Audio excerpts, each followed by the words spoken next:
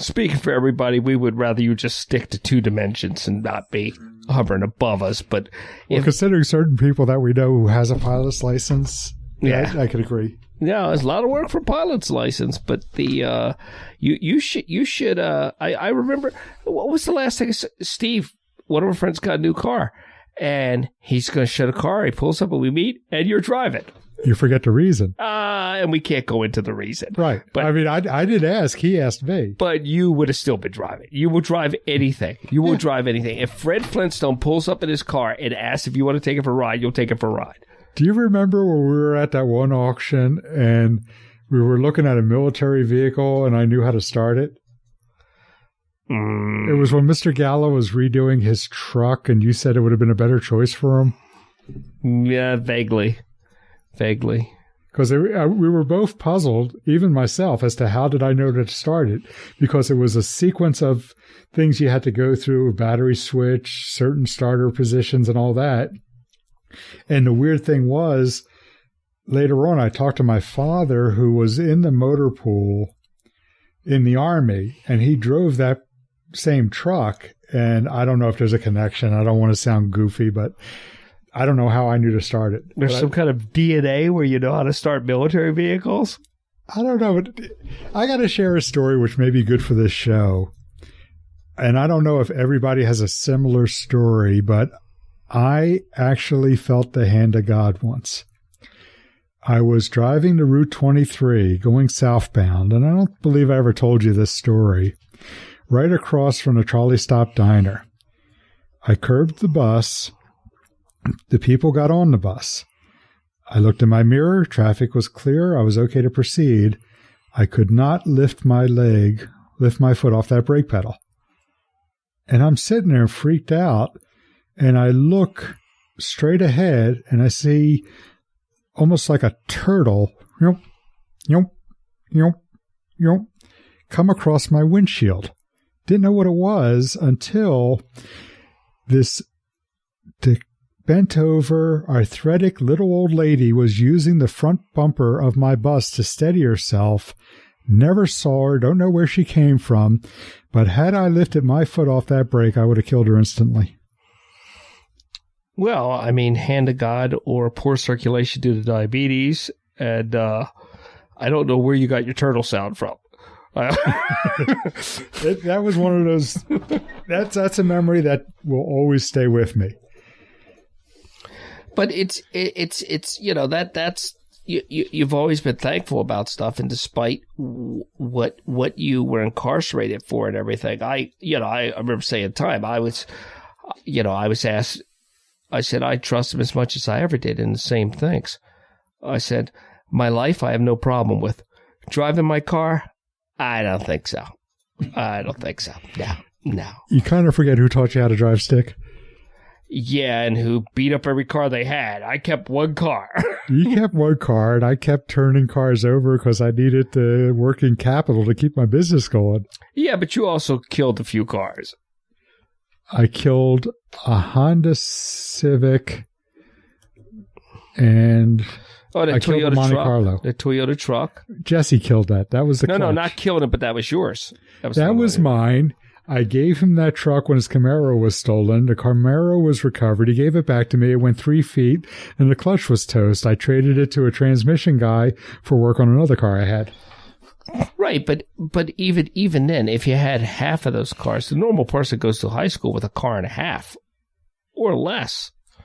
That's a lot of cars. It's like we never knew what you were going to pull up in, even besides the tag business and everything. But do you remember Ella calling me into the office with 2 officers standing there wondering if I was stealing cars, and I had to produce my dealer credentials to show that I was working for car dealers?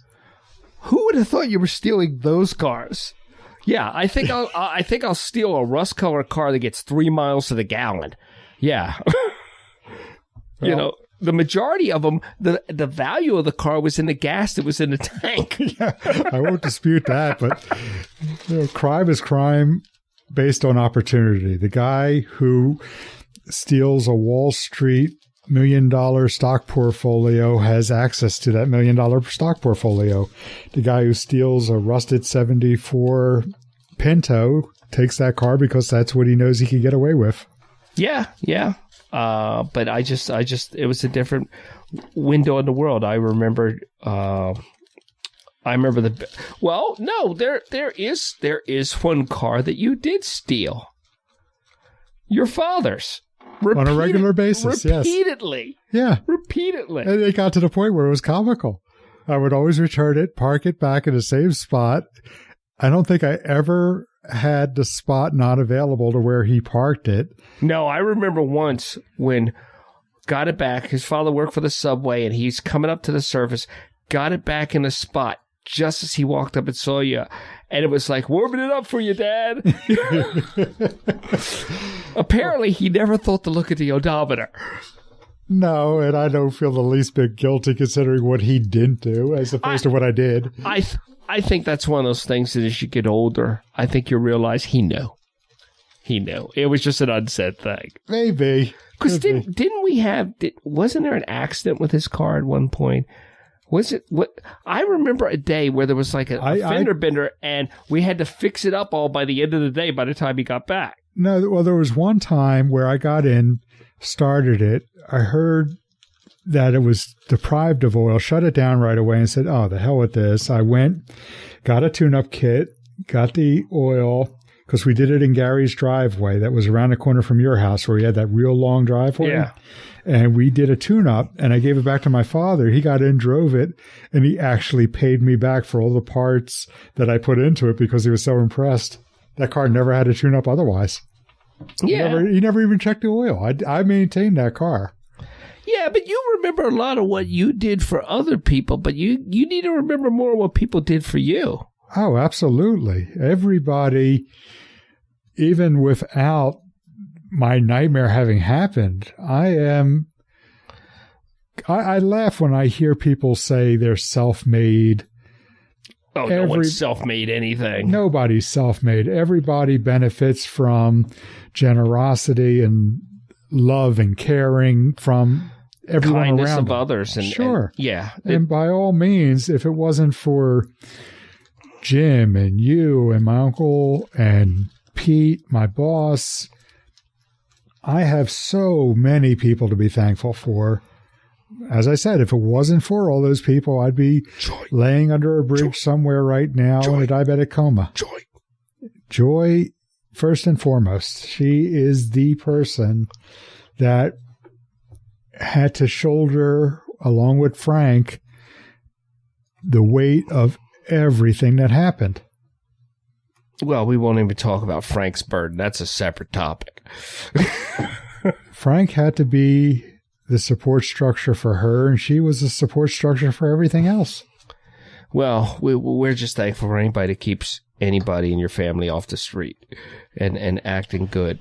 But, you know, it's one of the reasons I did this, because I think that through all this and the political debate and everything and back and forth, I think that at your heart, you've always been this optimistic, thankful person to the point of annoyance with just like a childlike glee looking at the world. Like the reason I've never gone to the car show with you, because every year you guys ask me to go and I'm never going, is because I said, and I forget who it was that won, it might have been Jesse or whatever, that said, you were absolutely right. I said, he's going to run up to every single car there and go, oh my God, and get in it. And you go, oh my God, it's going to be every car there, including like the employees' cars that are parked inside, and just get in and out of every car. It's going to be the longest day of your life. I said, yeah, that's pretty much it. Most people go and get in 4 or 5 cars. No, every car. Every car. Yeah. And the comical thing, you know, for people who can't judge from the radio, I'm 6'3", over 300 pounds. And the cars I like the most are like the Fiat 500. The cars that I look like I would need a shoehorn and a 55-gallon drum of KY to get behind the wheel of. Yeah, you look like you're in cars that should be playing Calliope music when you get out of them. You always like tiny, freakish cars, and I've always liked trucks. Yeah. Steve's always liked sport cars. Jesse likes station wagons. Well, you know. The reason I don't like the big cars is because I spent my life driving commercial vehicles, and at the end of the day, I don't want to drive anything big. I want something small and fun and maneuverable. That little Subaru Impreza I had, that was a joy to drive. Another car. The Honda Prelude I had was a joy to drive. Yeah. Well, I like big cars, small women. We're kind of the opposite on that. I agree with that. Okay, Russell, hit the button.